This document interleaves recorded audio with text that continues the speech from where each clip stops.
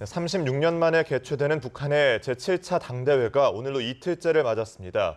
김정은 시대를 본격 선언함과 동시에 대내외적으로 어떤 정책 변화를 추구할지 관심이 집중되고 있는데요. 네, 문관현 연합뉴스 남북관계 팀장과 북한 당대회 이모저모를 한번 살펴보도록 하겠습니다. 어서 오세요. 안녕하십니까? 안녕하십니까? 김정은의 육성 연설을 포함한 북한 당대회 개막식 모습이 이제 녹화 방송 형식으로 어젯밤에 이제 공개가 됐습니다. 조금 이례적이라는 평가가 나오던데요. 이렇게 밤늦게 영상을 공개한 이유는 어디에 있을까요? 네, 맞습니다. 제6차 북한 노동당 당대회가 김정일 국방위원장의 후계자를 공식화했던 그런 행사였다면은 이번 7차 노동당 대회 같으면은 김정은 제1위원장의 시대를 이제는 선언하는 김정은 대관식이다 이렇게 볼 수가 있겠습니다. 그렇기 때문에 어제부터는 오전부터 북한에서 평양 시내에 있는 이제 4.25 문화회관이 있는데요. 오전 9시부터 행사는 진행이 됐을 걸로 예상이 됐습니다. 하지만 약 130여 명의 외신 기자들을 초청을 해놓고도 이 외신 기자들이 당초에는 이 행사장 안으로 들어가서 이 당대회 행사를 갖다가 생생하게 전 세계에 알릴 그럴 계획을 가지고 있었는데요. 웬일인지는 모르겠지만 그 행사 시작하기 이전부터 건물 접근 자체를 불허를 했습니다. 그래서 약 200m 떨어진 먼 거리에 있는 길 건너편에서 건물 모양만 찍게 하고 다 호텔로 돌아가라. 그리고 호텔에서도 무한정 기다리게 해놓고요. 오후에는 결국은 이제 전선공장 시차를 이제 시켰기 때문에 어떻게 보면은 그 현장에 있던 그 언론들이 좀 뿔이 났습니다. 이러한 그 깜깜이 행사에 대해서는 사전에 전혀 통보도 안 됐고 예상했던 수준 이상으로 언론에 대한 통제가 심했었기 때문인데요. 우리가 흔히들 그 언론을 이제 무관의 재앙이라 그러는데 이런 대관식을 취재하기 위해서 평양을 방문한 이런 그 기자들에게 현장을 보여주지 않은 것은 굉장히 어떻게 보면 이례적이고 어떻게 보면 굉장히 도전적인 그런 처사라고밖에 볼 수가 없습니다. 그렇기 때문에 북한 당국에서는 오전 9시부터 이러한 그 녹화 영상을 공개했던 밤 10시 반까지 이 13시간 동안 이 모든 기자들이 굉장히 많은 부분에서 불만을 일제히 터뜨렸습니다. 뭐 교도통신 같으면은 굉장히 좀 원색적인 표현인데요. 북한 당국에 농락을 당했다 이런 표현도 했고요. 어떤 그 외신 기자 같으면은 현장에서 직접 트위터를 이용해서 생중계를 하면서 북한의 그런 부당한 이런 언론 탄압에 대해서 굉장히 고발을 했었고 저 자신도 어제 같은 경우에는 사무실에서 북한이 이런 공개하지 않은 것에 대해서 굉장히 지적을 많이 했었는데요. 이러한 그 언론들의 반응이 결국은 북한 당국의 판단으로 인해서는 어떤 그 여론이 악화될 가능성이 높다 이렇게 판단을 한 것 같습니다. 그래서 밤늦게 부랴부랴 녹화 영상문을 10시 반에 그것도 전체를 보여주는 게 아니고요. 김정은 제1위원장의 개회사를 하는 장면 일부만 약 40분 정도만 보여주고 다시 또 방송은 또 되지 않고 있는 상태입니다. 어제 방송된 그 내용 중에서 저희가 그래도 알 수 있는 것들을 좀 짚어보려고 하는데 김정은이 이제 자신의 시대의 개막을 알리면서 어떤 청사진을 이야기할 것인가. 그중에 가장 눈에 띄는 게 일단은 핵과 미사일 관련 언급이었습니다. 잠깐 한번 보실까요? 당제 7차 대회가 열리는 올해 우리 군대와 인민은 반만년 민족사에 특기할 대자변으로 되는 첫 수소탄 시험과 지구관 주기성 광명성 4호 발사의 대성공을 이룩하여 주체조선의 존엄과 국력을 최상의 경지에서 빛내었으며 네, 그러니까 핵과 미사일이 지난 5년간 자신의 최대 치적이다 이 얘기죠? 네, 맞습니다. 그 본인 스스로가 자신의 치적이라고 평가를 합니다. 2012년도에 당시에 그 장거리 로켓 은하 3호를 발사를 했고요. 이듬해 2월 달에는 또 제3차 핵실험을 했었기 때문에 이러한 그 핵과 미사일 이런 그 전국에서 출발한 정권이 바로 김정은 정권이다. 이렇게 평가하는 건 분명히 맞습니다. 하지만 그 김정은 제1위원장이 말하는 것처럼 본인이 생각하는 것처럼 이런 핵과 미사일이 자신의 치적으로 평가를 할 수 있느냐. 이에 대해서는 많은 이견들이 있습니다. 일단은 이러한 핵과 미사일을 지나치게 추구하는 그런 과정에서 국제사회로부터 굉장히 많은 제재 압박이 들어갔습니다. 그래서 북한에서는 지금 핵과 함께 경제 건설이라는 병진 노선을 추진을 하고 있는데요. 국제사회가 일제히 어떤 북한으로 통하는 모든 자금줄을 현재 차단을 하고 있고요. 북한과 경제 교류 또는 여러 가지 투자에 대해서는 꺼려하고 있기 때문에 본인은 핵과 미사일에 여러 가지 업적을 남겼다고 생각하지만 실제로는 그러한 핵과 미사일 도발에 따른 그림자가 더 짙어서 결국은 그 북한이라는 사회, 특히 주민들의 일상생활은 굉장히 위협을 받고 있는 사실입니다. 특히 그 핵과 미사일에서도 가장 최고 단계라고 할 수 있는 것은 SLBM인데요. 예. 이 잠수함 발사 탄도 미사일 같은 경우에는 어떤 그 1차 공격을 받았을 때 반격할 수 있는 그런 능력을 지니고 있기 때문에 핵과 미사일의 개발 단계에서 가장 높은 단계에 있다 볼 수가 있습니다. 하지만 그 북한에서는 지난달 23일 날 SLBM 발사를 했지만 실패를 했었고요. 이러한 SLBM으로 사용할 수 있는 게 결국은 북한에서 현재 보유하고 있는 것은 무수단 미사일입니다. 예. 근데 무수단 미사일 자체도 지난달에 3차례나 무려 발사를 했었는데 네. 모두 다 실패를 했기 때문에 과연 김정은 제1위원장의 발언처럼 이런 핵과 미사일이 모두 다 성공하고 본인들의 모든 치적으로 이렇게 돌려주기에는 많은 결정과 또는 그림자가 있다는 것은 지적하고 싶습니다. 네. 예. 그런데 어제 김정은뿐 아니라 조평통 이 대변인 담화에서도 이 핵 보유국 지위 관련 언급이 있었거든요. 결국 이번 당대회를 통해서 노동당 규약에도 좀 넣으려는 게 아닌가 이런 분석이 나오던데 어떻게 보세요? 네, 맞습니다. 그 김정은 제1위원장은 그 2012년도에 핵과 또는 이제 그 미사일 발사를 한 이후에 당장 2012년도에 헌법에다가 핵을 보유하고 있다는 것을 명문화시켰습니다. 그리고 이제 남은 마지막 단계는 결국은 북한에서 최고의 권위를 지니고 있는 것은 결국 이제 노동당 규약인데요. 이 노동당 규약에 핵 보유를 명시화할 수 있느냐 또는 명시화를 할 것인가에 대해서 많은 사람들이 관심을 갖고 있는데 김정은 정권의 출범 이후에 보여줬던 여러 가지 도전적인 그러한 양상으로 미뤄봤을 때는 노동당 규약에도 핵 보유에 대해서 명시할 가능성이 아주 높습니다. 네. 아울러서 북한이 현재 지도체계 방법에 있어서 가장 내세우고 있는 유일 영도 체계 이런 10대 원칙도 이번에 노동당 규약을 개정하는 과정에서 반드시 포함시킬 것으로 현재는 보고 있습니다. 네. 그동안 내부 결집을 하기 위해서 당대회쯤 해서 또 추가 도발이 있지 않을까 예상들이 있었는데 의외로 당대회 자체는 좀 조용하게 치르는 분위기 같습니다.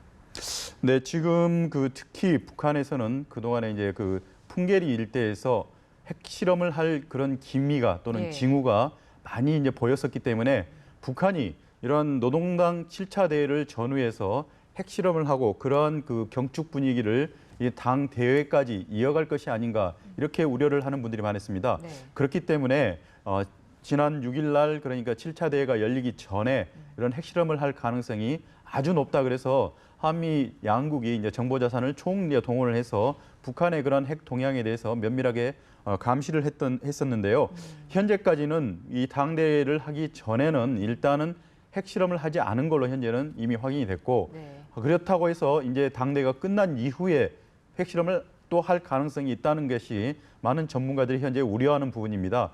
이처럼 북한은 이번 그 7차 노동당 대회를 통해서 본인들이 핵 보유국의 지위를 명확히 한다면은 그러한 그 본인들의 의지의 어떤 그런 확인을 하긴 차원에서라도 다시 한번 제 5차 핵실험을 감행할 가능성은 높기 때문에 현재로서도 우리 정보 당국에서는 북한이 언제든지 마음만 먹으면은 5차 핵실험을 할 수 있다는 가능성을 열어놓고 현재 감시 활동을 계속하고 있습니다. 네, 예. 꾸준히 동향을 좀 예의주시해야 될 것 같은데요. 사실 북한에서 마지막 당대회가 열렸던 게 36년 전 1980년입니다. 그 당시에 김일성 주석이 주민들에게 쌀밥에 고깃국을 먹이기 전까지는 당대회를 열지 말아라 이렇게 얘기했다고 하는데 지금 북한의 경제 상황이 녹록치 않은 건 누구나 다 아는 사실 아닙니까? 그럼에도 불구하고 김정은이 갖고 있는 북한 경제에 대한 인식은 우리랑은 좀 다른 것 같아요. 네, 그 김일성 주석이 생각했던 그 이상주의적인 사회주의의 가정의 삶은 기와집에서요 쌀밥 그러니까 북한에서는 입밥이라고 하고요 예. 고깃국을 먹고 사는 이러한 그 의식주 생활이 결국은 사회주의가 지향하는 가장 이상적인 어떤 삶의 형태다 이렇게 얘기를 했고요. 김일성 주석이 일단 1980년에 제6차 당대회를 열 때 이러한 부분에 대해서 구체적으로 언급을 했었습니다. 하지만 이러한 그 쌀밥에 고깃국을 먹일 수 있는 상황이 아니라면은 당대회를 개최해서는 안 된다고 분명히 명시를 했는데 네. 방금 지적하신 대로 제7차 당대회가 36년 만에 열리지만 과연 현재 북한의 어떤 형태가 이러한 그 김일성 주석이 제시했던 것처럼 주민들의 삶이 과연 넉넉하고 풍요로운 삶이라고 객관적인 평가를 할 수 있느냐에 대해서는 굉장히 많은 의문점들이 많습니다. 예. 그렇기 때문에 현재 북한이 가지고 있는 이런 경제력인 사실, 이런 객관적인 현실 같은 것은 북한이 현재 그 당대회를 하기에는 굉장히 어렵다는 것이 많은 사람들의 지적입니다. 특히 이 당대회에 있어서는 전국에서 약 3천여 명의 당 대표들이 이제는 그 선출이 돼서 평양으로 이동을 하고요. 네. 과거에 같은 경우에는 많게는 10일 이상 평양에 머물면서 각종 행사를 벌이기 때문에 굉장히 많은 돈이 듭니다. 구체적으로 그 예산을 우리가 현재 추정을 할 수는 없지만 북한 경제가 휘청할 정도로 굉장히 많은 돈이 들어가는 이러한 당대를 개최를 한 데 따른 것은 김정은 제1위원장 스스로가 어떤 자신의 시대를 선포하기 위한 그런 정치적 목적이 앞섰기 때문에 이러한 경제적인 여건들에 대해서는 여러 가지 고려를 하지 않았던 걸로 현재 결론은 내리고 있습니다. 앞서 말씀해 주셨던 그 당대회 취재 문제 개인적으로 상당히 궁금한데 기자들을 불러놓고 회의장에도 못 들어오게 하고 멀찌감치해서 취재하게 하고 이런 철통보안을 하는 이유가 뭔지 또 그렇게 할 거면 외신 기자들을 왜 그렇게 불렀는지 궁금합니다. 네, 이례적인 것은 현재 국제사회로부터 특히 이제 외국의 지도자들이 6차 대회 같은 경우에는 117개국에서 약 180여 명의 이제 대표단이 당시에 이제 그 파견이 됐었고 네. 이게 국제적인 행사였습니다. 그렇기 때문에 북한에서 김정일 국방위원장이 후계자로 이런 그 공식화되는 것에 대해서 많은 이제 축하를 받고 하는 자리였는데 이번에는 더 중요한 것은 이제 김정은 제1위원장이 스스로가 어떤 황제에 등극하는 대관식을 한다고 하면서도 정작 국제적으로는 손님을 받을 수 없는 그러한 고립된 현실인 것은 분명하고요. 하지만 국제사회에 분명히 알리고 싶다는 욕심은 앞섰기 때문에 130여 명에 가까운 외신 기자들을 평양 시내로 직접 초청을 했습니다.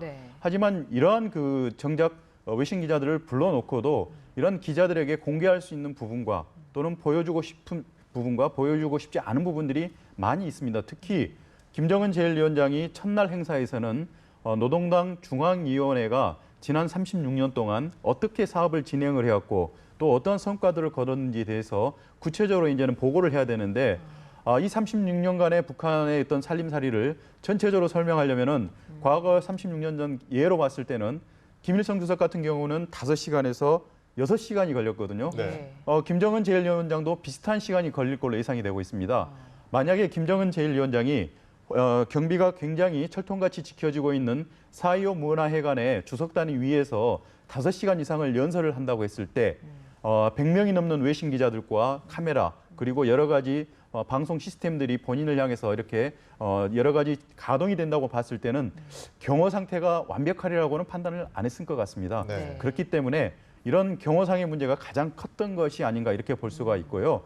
그리고 북한에서는 지난 1980년 이후에 여러 가지 경제 사정과 국내외 여러 가지 그 살림살이 또는 여러 가지 국가 운영에 있어서는 공개하지 못할 부분들도 굉장히 많이 있습니다. 하지만 내부 노동당 대표들을 향해서는 이런 부분에 대해서는 모두 다 설명을 해야 되는데 이러한 미주알 고주알 이러한 설명을 다 해야 될 때 그러한 내용들이 국제사회의 언론을 통해서 다 공개가 될 수밖에 없거든요. 그래서 김정은 제1위원장 이런 스스로가 그런 부분에 대해서는 공개할 수 없다. 그렇기 때문에 어제 사업 총화에 있던 결산 보고 같은 경우에는 공개를 하지 않았던 걸로 현재 보고 있습니다. 네. 비록 이렇게 외부의 접근은 철저하게 차단했습니다만 내부적으로는 당대회 분위기를 띄우는 데 굉장히 적극적으로 나섰습니다. 자, 북한의 보도 내용 잠시 보고 다시 돌아오겠습니다. 김정은 동지 땅에 천만년 세월이 흘러도 줄기차게 이어질 백두의 혈통 영원한 김일성 김정일 동지의 당 김정은 동지의 당이여. 네, 여기에 노동신문까지 김정은을 21세기 태양이라고 얘기를 했는데 본격적인 우상화 작업 아닙니까? 네, 현재로서는 그 김일성, 김정일의 당 여기에 이어서 똑같은 연장선에서 똑같은 높이에서 김정은의 당이라는 표현이 방금 나왔습니다. 이는 철저하게 백두혈통의 3대 세습 체제의 과정에 있어서 그동안의 김정은 제1위원장은 앞서 선대인 김일성 주석과 김정일 국방위원장의 여러 가지 업적들을 과시하고 선전하고 그러한 기반 위에 스스로가 섰다는 이런 정통성을 강조를 했었거든요. 하지만 이제는 그 세 사람을 똑같은 위치에 놓고 북한 매체가 이번에 공식적으로 언급한 것을 처음 볼 수 있는 장면입니다. 그렇기 때문에 통일부 당국자 같은 경우에는 이 북한에서 36년 만에 개최되는 이번 노동당 7차 대회에서 이러한 그 김일성, 김정일과 어떤 동일한 수준까지 김정은의 우상화가 이루어질 걸로 현재 예상이 되고 있는데요. 그런 첫 번째 표현이 방금 우리가 볼 수 있는 김정은의 당이라 이렇게 표현한 부분을 알 수가 있고요. 네. 이러한 그 김정은의 당이라는 부분에 대해서 앞으로도 이제 좀 논의가 되겠지만 어떤 그 최고 수위의 어떤 수식어 또는 지위에 대해서는 현재 어떤 그 공식적으로 발표를 하지 않았지만 이번 당대회를 계기로 김정은의 당이 김정은이 노동당에서 어떤 위치에 있는지에 대해서는 이제 구체적으로 조만간 발표가 될 걸로 현재 예상을 하고 있습니다. 예, 지금 방금 말씀해주신 그 부분이요. 새로운 직위를 얻게 될 것이다. 뭐 김일성 같은 경우에는 영원한 주석이고, 김정일 같은 경우에는 총비서, 국방위원장. 근데 김정은은 또 어떤 직위를 얻게 될지 궁금합니다. 네, 그 김정일 국방위원장을 영원한 총비서로 추대할 때 당시에 본인 스스로는 노동당 제1비서라는 그런 공식 직함을 가지고 있습니다. 예. 그렇기 때문에 이번 그 노동당 7차 대회를 전후해서 노동당에서 줄 수 있는 가장 최고의 지위는 이제 총비서 자리이기 때문에 김정은 국방위원회 제1위원장 또는 이제 김정은 노동당 제1비서가 노동당 총비서로 이렇게 올라가는 것이 아닌가 예. 이렇게 예측하는 분들이 사실은 많이 있었습니다. 네. 하지만 영원한 총비서라는 그러한 직함을 아버지인 김정일 국방위원장에 줬을 때는 누구도 그 자리를 범접할 수가 없고 또는 이제 바꿀 수가 없고 가질 수가 없는 자리라는 것을 공식화한 것입니다. 예. 그러한 자리를 김정은 제1위원장이 올라간다는 것은 도저히 있을 수가 없는 것이기 때문에 지금 현재로서는 그 총비서로 올라갈 가능성은 낮다 이렇게 보는 게 맞을 것 같고요. 예. 현재로서는 그 노동당이 그동안에는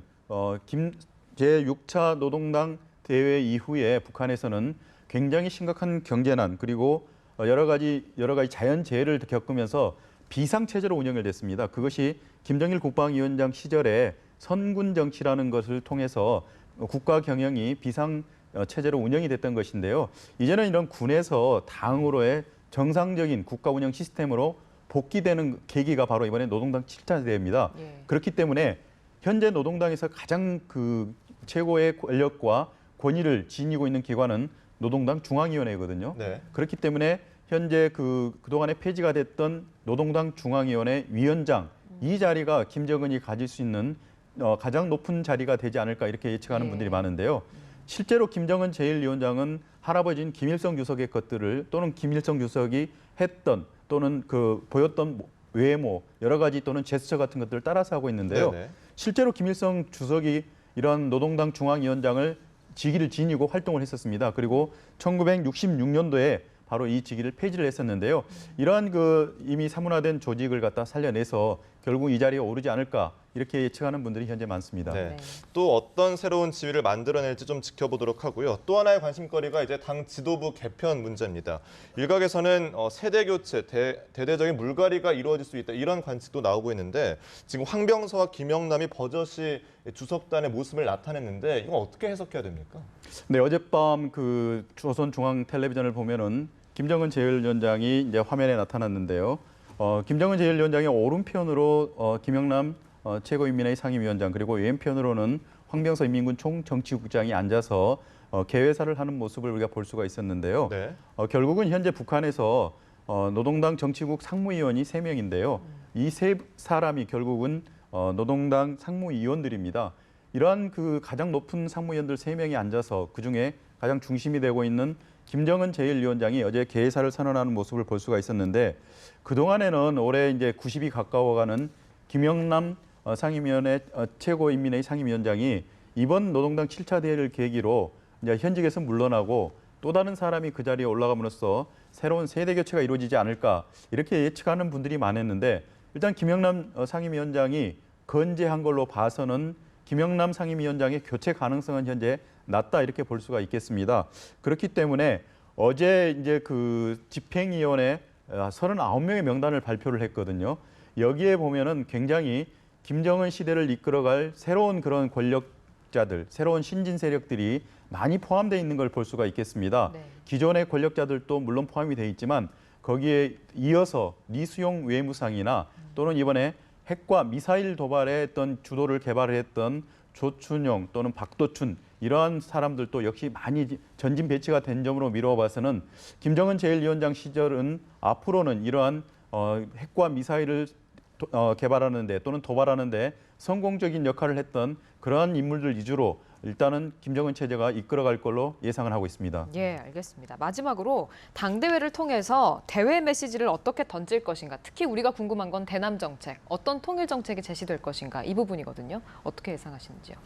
네, 지금 현재 김정은 제1위원장이 어떻게 지금 대남 정책을 꾸리고 있을까에 대해서 많은 사람들이 의문을 갖고 있습니다. 예. 왜냐하면 지난해 12월에 그동안에 몇십 년 동안 대남 정책을 총괄을 했던 김양건 통일전선부장이 교통사고로 이제 사망을 했고 예. 그 이후에 이제 후임자로 들어선 김영철 통일전선부장 겸 이제 정찰 총국장 같은 경우에는 굉장히 이제 우리에게는 도발적인 이미지로 많이 이제 각인이 돼 있기 때문에 예. 과연 이러한 그 김영철 전선부장의 머리에서 통일 전략이 나올 수 있을까에 대해서 많은 사람들이 현재 퀘스천 마크를 갖고 있는 것이 사실입니다. 네. 그렇기 때문에 과거 같은 경우에는 여러 가지 당 대회를 통해서 김일성 주석뿐만이 아니라 김정일 국방위원장도 통일 전략 같은 경우 고려민주연방공화국제도 이런 것들을 제시를 했고 우리 정부로도 그에 대해서 많이 검토에 들어갔었는데 현재 조성된 한반도 정세, 남북 관계로 미뤄봐서는 북한이 이 상황에서는 통일 전략을 내세울 만한 그러한 근거가 굉장히 미약하다는 것이 사실입니다. 그렇기 때문에 이번 당 대회에는 많은 사람들이 관전 포인트로 통일 전략에 대해서는 많이 관심을 갖고 지켜봤지만 통일 전략이 새로운 것이 나올 가능성은 낮고요. 일단 세대 교체를 하는데 주력하는 그러한 행사가 되지 않을까 이렇게 예측은 하고 있습니다. 네, 네. 알겠습니다. 지금까지 문관현 연합뉴스 남북관계팀장과 얘기 나눠봤습니다. 고맙습니다.